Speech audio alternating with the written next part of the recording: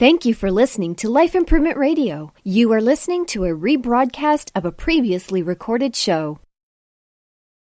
We're live at the Miami Book Fair, powered by Life Improvement Radio on the Toll Education Network. Again, tolltutor.net for more information. Twitter, Tolltutor, Neil S. Haley, Facebook, LinkedIn, Neil Haley, Instagram, Tolltutor, Pinterest, Neil Haley, Google+, and on Periscope, at Tolltutor. And Eric, I don't know if I broke my record for the number of interviews in 1 week. We've really stuck to our interviews the last 2 days of the Miami Book Fair.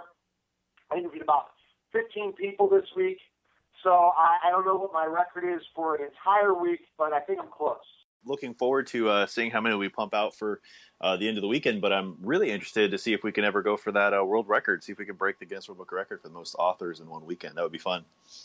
Yeah, we'll try to do that at one point in time. But I'm excited to welcome to the program author Kemp Poole. Leslie, thanks for calling. You know what? It's kind of interesting. You never know what can happen in live radio. Hi, this is Leslie. Hi, Leslie. I said, you never know what can happen in live radio. Thanks for calling. Well, so happy to talk with you today, Neil. Great. How are you enjoying the book fair? This is like nirvana for me. I have heard so many interesting authors and met so many interesting people and all different kinds of topics. It's just like I'm in heaven. Yeah, it definitely is, and it's something that when you are especially think Florida is a great place to see that they have a platform like this. It's so diverse. Readings in Spanish, and just a really great attitude and vibe that comes through the whole place. Well, Leslie, if I told you the authors have interviewed in the last 2 days in a variety of backgrounds, talking MMA, to college football, to talking about dunking a basketball, to talking about food, water, the environment, ISIS. It's been a variety of conversations I've had these 2 days. And I love it because I can have an interest in anything, and especially if something I don't know. And so that's what I like about interviewing people is we learn about specifically things. And this is the first environment book I have on the program. You're the author of Saving Florida, Woman's Fight for the Environment in the 20th Century. And I think that this is a situation where environment goes to the bottom of the list with certain people, but ultimately other people say they're trying to help the environment, yet aren't doing the right things. Wouldn't you agree, Leslie, in this entire United States? And some people that are jumping on it, while others say, I am helping the environment, when really they're not. Well, and especially in Florida, our parks are all of our natural systems under heavy attack by a very male-dominated power and business system that has really looks at parks as how can we make money off them rather than how can they make our lives better. Definitely. So Saving Florida, so when you're talking about the environment in Florida, as I'm not a Floridian like Eric is, and I don't know, Leslie, if you are as well, I'm from Pittsburgh, Pennsylvania, have traveled to Florida a few times, but what are the concerns you have about Florida? Well, to be honest, in looking at this book, I was examining the role of women during the entire 20th century and looking at how they worked as kind of grassroots people to gain power, to get traction, make things get done, even though they weren't part of the power structure. And what's happening now in Florida, I think they give us a great example. Our state parks literally are under assault. There are bills right now in the state legislature that would allow hunting and logging and cattle raising in the state parks, and I don't think hunting while people are taking a hike is really a good idea. And the argument is that the parks don't pay for themselves, and yet at the same time there's another bill that would remove all the really minimal entrance fees into the park. So there just seems to be a huge assault on that right now. I'm very passionate, and I could talk about many different things. So Florida's really ground zero for a lot of problems that are coming back at us. And Eric, would you like to have people hunting in your state park, Eric? Not particularly, no. I don't want to go camping or, have a picnic with my family and all of a sudden I go to dodge bullets. I mean, it doesn't sound like a good idea to me, but, I know there's been a lot of controversy in Florida, especially lately with black bear hunting license that was recently opened up, and we've been in the news and things. But I mean, we have such an amazing park system here in Florida, and who wants to get rid of that? Or we need to find the funds to be able to police that and afford it. But definitely not allowing hunting is, I think, a bright idea. Here's the thing: how many birds are you going to see when there's guns going off? Yeah. It really removes the entire escape from urban confusion and chaos that people are looking for. And yet, when you have to be sure you're wearing orange so no one shoots you, it's not a great idea. That's, I think a lot of Floridians join with me in that feeling, but we don't seem to have political leaders who are interested. You got my vote.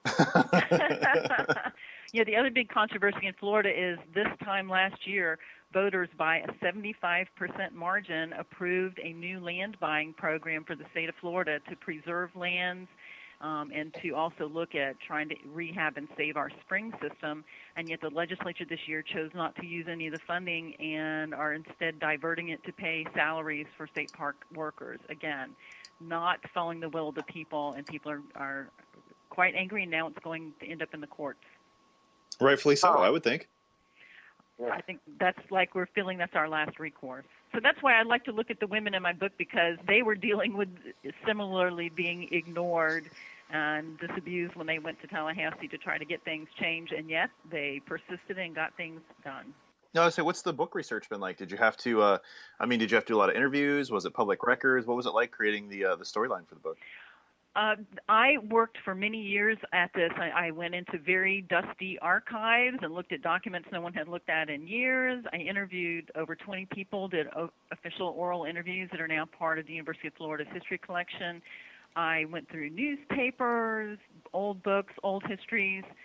One of the interesting things about old histories in Florida is that they seem to have no women in them. There seem to have been no women living in the state.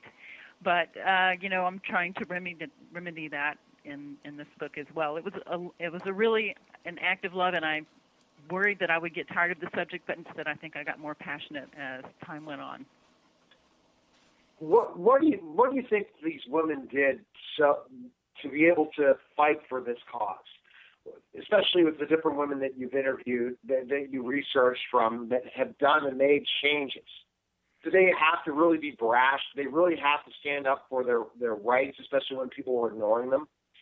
They did. Some did. Some were very outspoken leaders. Marjorie Stoneman Douglas certainly could scare a room full of developers if she walked in the door and wanted to do something to save the Everglades.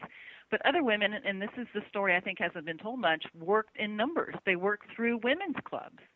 Florida's first state park was created by the Florida Federation of Women's Clubs. They put the land deal together. They funded it themselves until they could get the legislature to pay for it.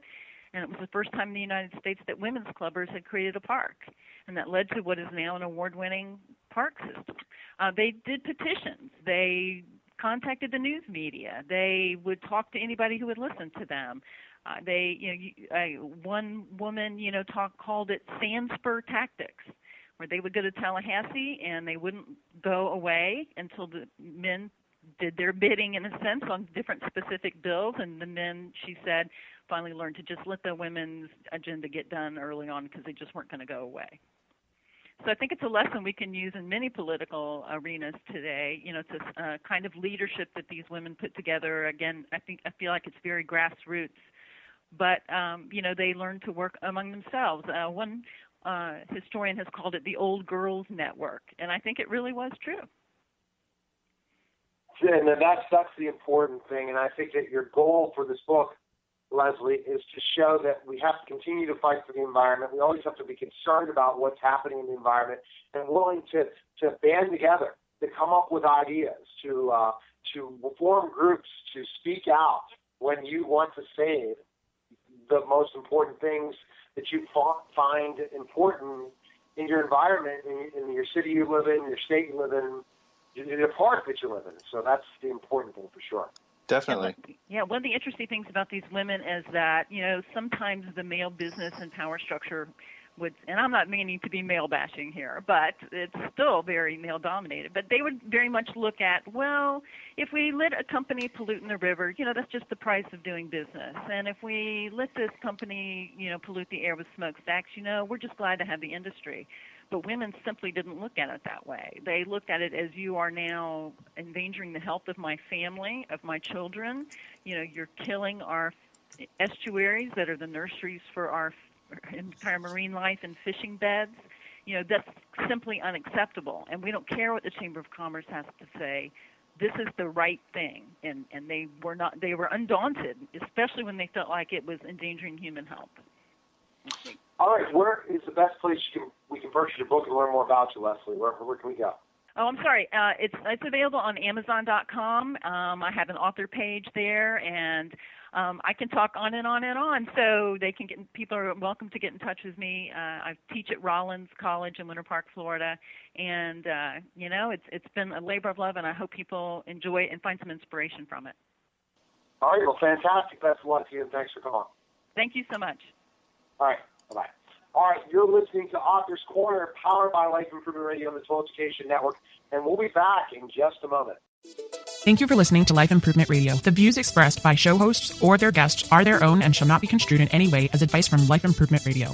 We make no recommendations or endorsements for radio show programs, services, or products mentioned on air or on our website. Personal perspectives expressed by the producers, writers, or editors will always be presented as such. Any rebroadcast or retransmission without the expressed written consent of Life Improvement Radio is strictly prohibited. Thanks for listening.